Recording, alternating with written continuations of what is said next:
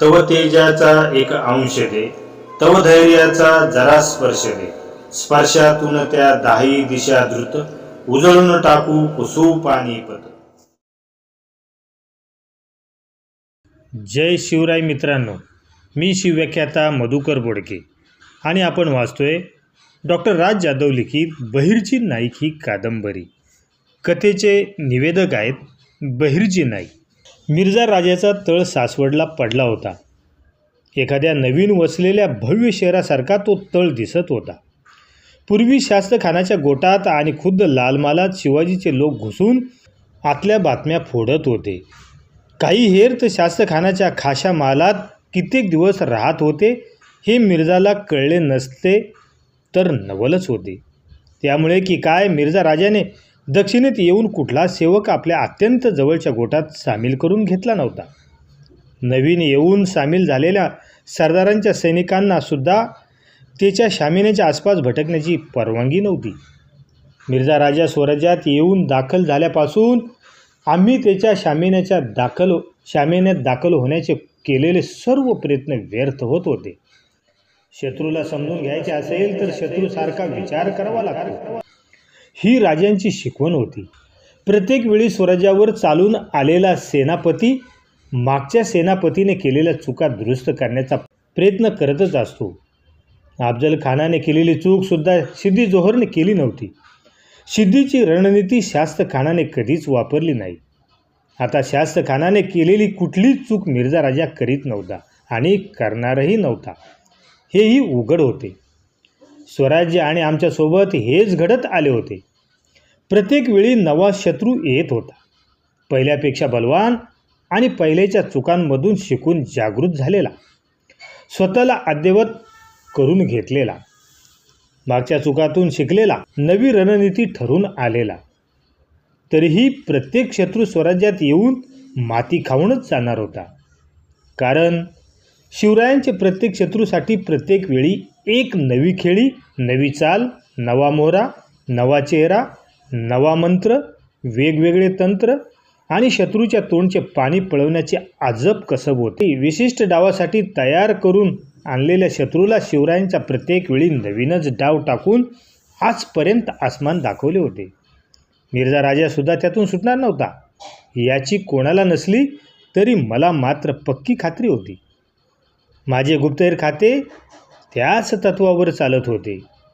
शत्रूच्या एक पाऊल पुढे राहून, शत्रूच्या डोक्यातील विचार चोरून, वैचारिक स्तरावर त्याला पराभूत करून, त्याच्या प्रत्येक राजकारणावर मात करून माझे हेर खाते प्रत्येक वेळी आपले रस्ता बनवत होते. मिर्झा राजा स्वराज्यात आल्यावर कोणालाही आपल्या गोटात सामील होऊ देणार नाही तसा प्रयत्न झालाच तर मिर्झा आणि दिलेरच्या हुशारीमुळे माझ्या हेरांच्या जीवावर बेतणार होते. आणि म्हणून मिर्झा आग्र्यावरून निघतानाच माझे दिल्ली आणि आग्र्यामध्ये स्थानिक झालेले हेर जे औरंगजेबाच्या आणि त्यांच्या सरदारांच्या गोटात पसरले होते त्यातलेच काही मिर्झाच्या छावणीत सामील झाले होते. सोनाजी हा हेर सावजीसोबत 10 वर्षापूर्वीच आग्र्याला हरकाम्या म्हणून गेला होता. त्यावेळी तो मिर्झा राजाचा मुलगा किरत सिंगच्या खाशा शेवकामध्ये सामील झाला होता. त्याच्या कसबीने त्याला हळूहळू त्याने विश्वास संपादन केला होता. त्याला बढती मिळाली होती. दिवसातून 3 वेळा किरत सिंगाची हुक्का बनवून देणे हे ह्या मोहिमेत त्याचे काम होते. सर्वात रंगीत आणि मनमोकळ्या आणि गुप्त चर्चा हुक्का पिताना होतात. इथेही तेच घडत होते. सोनाजी हुक्क्यातून बाहेर पडणाऱ्या धुराचा आधार घेऊन फुटलेल्या आतील गोठातल्या खबरा तळावर निरनिराळ्या ठिकाणी पेरलेल्या दिल्लीतून सामील झालेल्या हेरांना देत होता. हेर त्या खबरा उचलत, परंतु त्या बातम्या बाहेर कशा पाठवायचा हा मोठा प्रश्न होता. काही केल्या मला आणि माझ्या स्थानिक हेरांना तळावर प्रवेश मिळेना. तेव्हा माझे काही हेर गुलाम म्हणून स्वतःहून कैद झाले आणि मिर्झाचे कैदी म्हणून त्यांच्या तळावर गेले. त्या गुलामांना दिवसातून 2 वेळा कारण नसताना फक्त दहशत पसरावी म्हणून चापकाने फोडून काढले जाई. दिवसेदिवस जेवण मिळत नसे. तिथे त्यांना नको नको ती नीच दर्जाची कामे करावी लागत होती. गनिमांचे पाखाने साफ करणे लागणार होते. घोड्यांची लीद उचलावी लागणार होती. भांडी घासावी लागणार होती. मध्येच्या अतिरेकीने मुघली सरदारांनी केलेल्या उलट्या साफ कराव्या लागणार होत्या. कितीही हाल झाले, कितीही चापकाचे फटके पडले तरी हात पाय तुटून आयुष्यभर धरणीला पडून राहिले. उद्या पकडले जाऊन जीव गेला तरी चालेल, परंतु कुठल्याही किमतीत मिर्झाच्या गोटातील चोख खबर राजांना मिळालीच पाहिजे. यासाठी माझे हेर काही करायला आणि सोसायला तयार होते. माझ्या बालपणीचा मित्र खुद्द जिवाजी आणि विठोजी प्रत्येकी 10 हेरांसोबत मिर्झाच्या तळावर प्रवेश मिळवण्यात यशस्वी झाले होते. दिलेर खान आपला वचक बसावा, दहशत पसरावी म्हणून पकडून आणलेल्या काही कैद्यांना संपूर्ण छावणीसमोर बघणाऱ्यांच्या अंगावर काटा यावा इतकी घृणास्पद मृत्यूची शिक्षा देत होता. विठोजीच्या सोबत कैदी बनून गेलेले माझे 2 हेर त्याच्या क्रूरतेचे बळी पडले. सर्वांसमोर दिलेर खानाने त्यांचे मुंडके आपल्या तलवारीच्या वाराने उडवून लावले. धडा वेगळे झालेले मुंडके कितीतरी वेळ ते तलवारीच्या टोकावर घेऊन इतर गुलामांसमोर नाचत होते. हेतू हाच की इतर लोकांना त्यामुळे दहशत बसावी. ती बातमी मिळाली आणि माझ्या अंगाचा तिळपापड झाला. कधीतरी दिलेरचा आपला सामना व्हावा अशी मनोमन प्रार्थना मी देवाकडे केली. त्या हेरांची कुर्बानी वाया गेली नाही. सोनाजीकडून सर्व खबरा बाहेर येऊ लागल्या. त्यातले दिलेर खान पुरंदरला वेढा घालण्याचा मनसुबा मिर्झाला बोलून दाखवत होता. परंतु किल्ल्याला वेढा घालणे म्हणजे वेळ आणि पैसा दोन्ही बर्बाद करण्यासारखे आहे असे मिर्झा त्याला सुचवत होता. मिर्झाने सर्व सरदारांच्या 5-5 हजाराच्या तुकड्या करून स्वराज्याच्या सगळीकडे पसरून दहशत माजवण्याचे आदेश दिले. स्वराज्य आणि राजांवर दात खाऊन असलेली सरदार मंडळी मिर्झाचा आदेश होताच गावेच्या गावे लुटू लागली, जाळू लागली. बायका पोरांचा छळ करू लागली. शेतातून घोडे नाचू लागले. भरली पिकं नासवू लागली. जनावरं पळून नेऊ लागली. त्यांची निगरून कत्तल करू लागले. गोरगरिबांना जनावरासारखे घोड्यांच्या मागे बांधून ओढून नेऊ लागले. यामागे हेतू हाच की रयतेचा कैवारी राजा हे बघून उघड्या मैदानावर लढायला येईल आणि नाही आला तर त्या रयतेने शिवरायांना आपली वाली मानले, त्यांना राजा मानले, आपले पालनहार मानले. त्या जनतेचा इतका छळ होत असताना शिवाजी राजा काहीच करत नसतील तर आपसूक रयतेच्या मनात त्यांच्याविषयी चीड निर्माण होईल. रयतेच्या मनात राजांची छबी मलिन होईल. कुठलीच बातमी स्वराज्याच्या हिताची नव्हती. राजांचा तणाव वाढवणारी प्रत्येक बातमी त्यांना सांगताना माझ्या काळजाला घरे पडत होते.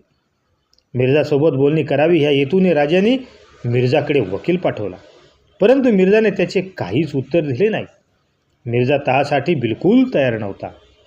त्यांना राजांची संपूर्ण शरणागती पाहिजे होती. संपूर्ण स्वराज्य गिळून टाकण्यासाठीच ते स्वराज्यात येऊन दाखल झाला होता. त्यासाठी त्याने त्याच्या खास ब्रह्मवृद्धांकडून शस्त्रकोटी चंडी यज्ञ करून घेतला होता. काशीच्या विश्वेश्वराला शिवाजी आणि स्वराज्य संपवण्याचा यज्ञ संपविण्यात यश आले तर 51 मन सोन्याची साखळी वाहण्याचा नवस करून तो तिथे आला होता. ते अफजल खानाला, शास्त्र खानाला, सिद्दी जोहरला लाखो सैन्यांच्या मदतीने जमले नव्हते आणि जे करण्यासाठी औरंगजेब निव्वळ घाबरून स्वतः स्वराज्यात आला नव्हता ते करण्यासाठी मिर्झा राजा आपली सर्व ताकद, रणनीती आणि भक्तीपणाला लावत होता. त्यासाठी त्याने देवांना आमिष दिले होते. 10-20 दिवस सगळीकडे हाहाकार माजवून झाला, परंतु त्यांच्या हाती काहीच लागले नाही. निग्राचा प्रतिकार करायचा नाही हा राजांचा आदेश होता. आपल्या माणसांची विनाकारण जीवितहानी राजांना नको होती. राजे वारंवार मिर्झाकडे आपले वकील पाठवून मध्य काढण्यासाठी प्रयत्न करू लागले, परंतु मिर्झा कुठल्याही तह करायला तयार होईना. त्याला पाहिजे होती राजांची संपूर्ण शरणागती. गावागावात जाळपोळ करून, लुटालूट करून काहीच साध्य होत नाही असे जेव्हा मिर्झाला वाटले तेव्हा त्याने दिलेर खानला पुरंदरचा वेढा घालण्याचा आदेश दिले. दिलेर खानासोबत 5,000ची कडवी पठाणी फौज होती. वरून मिर्झा राजाचे 5,000 राजपुती सैनिक होते. स्वराज्यात कधीच न पाहिलेला गेलेला अतिशय प्रगत असा लांब पल्ल्याच्या तोफा होत्या. शिवाय दारुगोळा, बंदुका यांची तर गिनतीच नव्हती. शिवाजीचा जीव मुलखापेक्षा जास्त किल्ल्यात आहे हे समजून गेलेल्या दिलेर खानाने पुरंदरला अजगराने विळखा घालावा तसा वेढा घातला आणि दिवसेंदिवस तो आवळतच चालला होता. किल्ल्यावर मुरारबाजी नावाचा वाघ त्याच्या 1000 वीर मराठ्यांसोबत त्याची वाट बघत बसलेला होता. त्याने सर्व वेढा स्थिर स्थावर होऊन दिला. तोफांचे दमदमे बसू दिले आणि अचानक किल्ल्यावरून तोफांची अशी काही बरसात केली की दिलेर खानाच्या सैन्यांची दाणादाण उडाली. कित्येक सैनिक मारले गेले. त्याहूनही अधिक बऱ्याच तोफा आणि त्याच्यासोबत अत्यंत किमती दारुगोळा नष्ट झाला. दिलेर खान आणि त्याचे सैनिक घाबरून गेले. कित्येक सैनिक तर दूर पळून जाऊ लागले. किल्ल्याच्या जवळ जाण्याची त्यांची हिंमत होईना. झालेले प्रचंड नुकसान बघून मिर्झा राजा दिलेर खानावर आपला राग काढू लागला. दिलेर खानाने आपला राग पुरंदर काढायचे ठरवले. जिद्दी दिलेर खान रोज होणारे नुकसान सहन करत होता. रोज एक नवीन पराभव पचवत होता. मिर्झाचे बोलणे ऐकून घेत होता, तरी काही केल्या मागे हटत नव्हता. सलग 8 दिवस दिलेर खान तोंडघशी पडला. त्याला कुठलाच डाव पुरंदर आणि मुरारबाजीला झुकविण्यात यशस्वी होईना. आपल्या शामियान्यात बसून आपली होत असलेली हार आणि नुकसान बघून पिकलेला योद्धा मिर्झा राजा जयसिंग मात्र अतिशय रागाने दिलेर खानाचा समाचार घेऊ लागला. एक किला हासिल करने के लिए और कितने दिन लोगे और कितना नुकसान सहना पड़ेगा हमें? क्या इतनी सारी फौज और असला बारूद एक किला हासिल करने के लिए ही खर्च करोगे? अगर तुमसे नहीं हो रहा है तो हमें बताओ, हम खुद बाहर निकलते हैं. सोनाजीने मिर्झा राजेच्या गोठात झालेली ही चर्चा जशाच तशी बाहेर कळवली.